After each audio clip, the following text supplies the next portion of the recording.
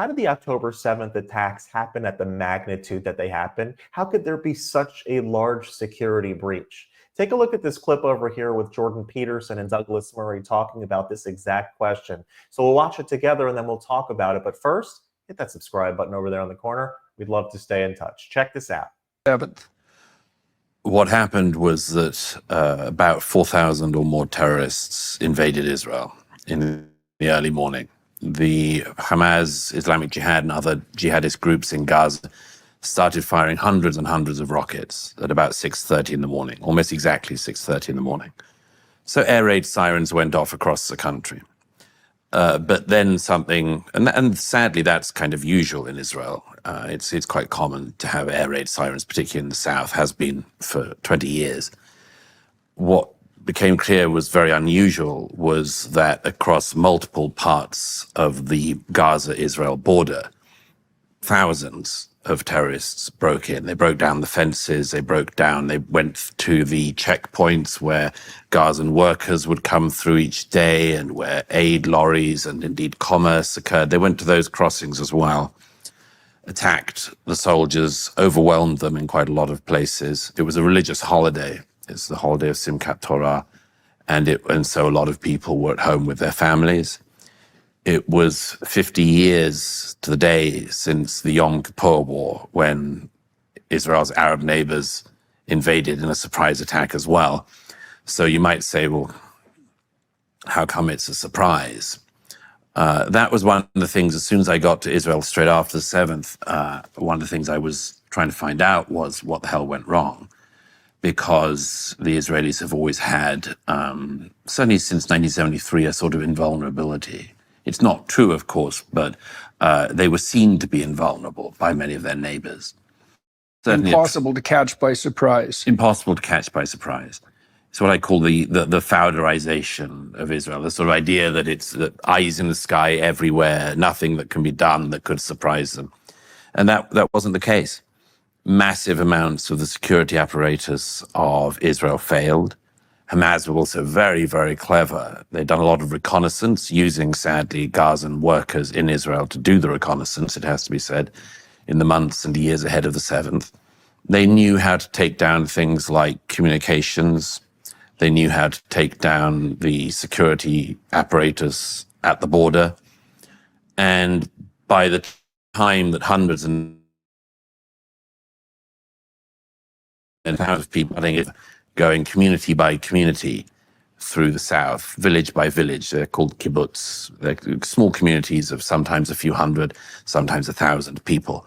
And these were peaceful communities, farming communities.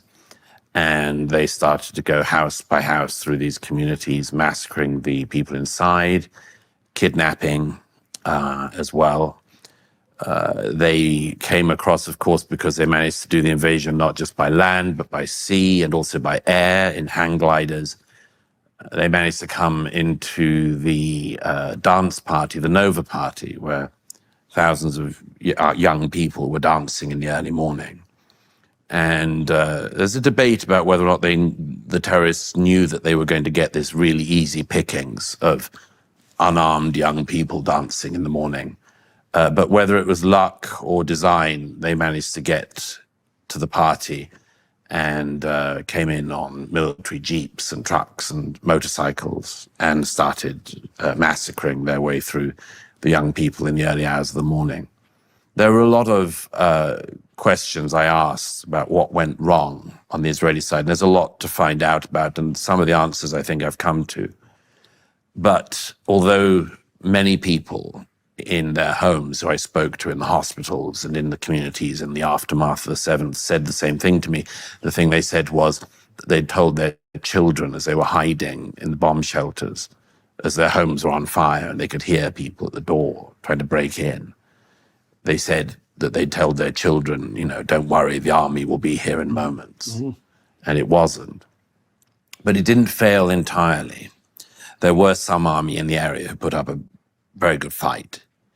And some of the army managed to get down fast. Some elite units managed to get to the south swiftly, had very, very intense firefights. But one of the other things that happened was that there were a lot of people who I described Arab, Druze, Jews, Israelis, who were what I call self-starters, just people who realized that everything was going wrong. The country had been invaded. It was war.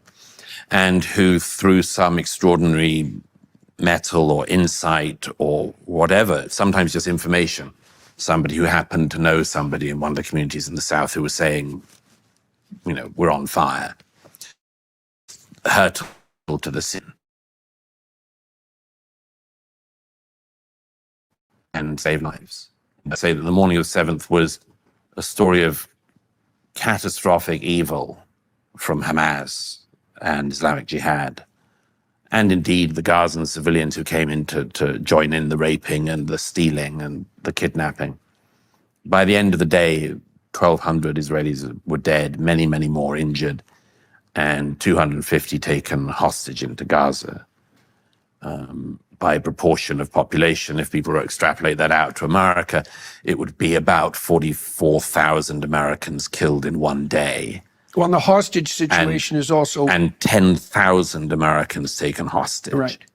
That's by proportion of population, if you extrapolate it out. It would be 10,000 Americans being dragged out of their homes and taken into enemy territory by terrorists. But the story was, first of all, of the evils that Hamas committed that day. Secondly, and the suffering that they imposed.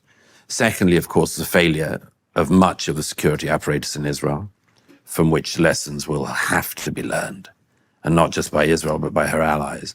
But thirdly, as I say, it's also the story of extraordinary people rising to this terrible moment and doing unbelievably heroic things. I tell a lot of the stories of people, for instance, there's somebody who's become a friend called Nimrod, who hurtled south in his car. He had been in the army, was called back to base by his commander, but by that point Nimrod was driving south, and he managed to pick up a gun on the way, a single revolver with, I think, 8 rounds of ammunition. Went through every military checkpoint and just, he said he didn't see a live Israeli till the early afternoon. But when he did, he fought and killed many terrorists.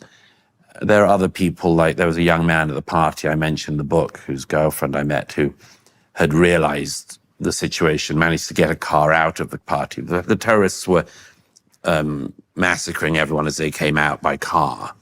So they were shooting the cars, so then there was a log jam. But this young man managed to find a way out on another route. And he took 4 or 5 young people in the car, drove them 30 minutes, dropped them off, came back, took another car full of young people, drove again, took them back.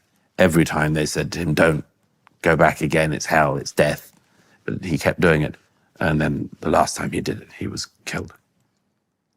But there are lots of terrible stories from the day that I recount. But as I say, it also seems to me to be important to credit the people who survived and who didn't, who showed unbelievable heroism.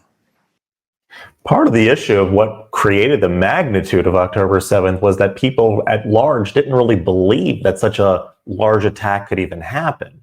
Aside from the day that it was Shabbat and it was Simchas Torah, it was a holiday in Israel. A lot of people were off, and a lot of the defense forces were off.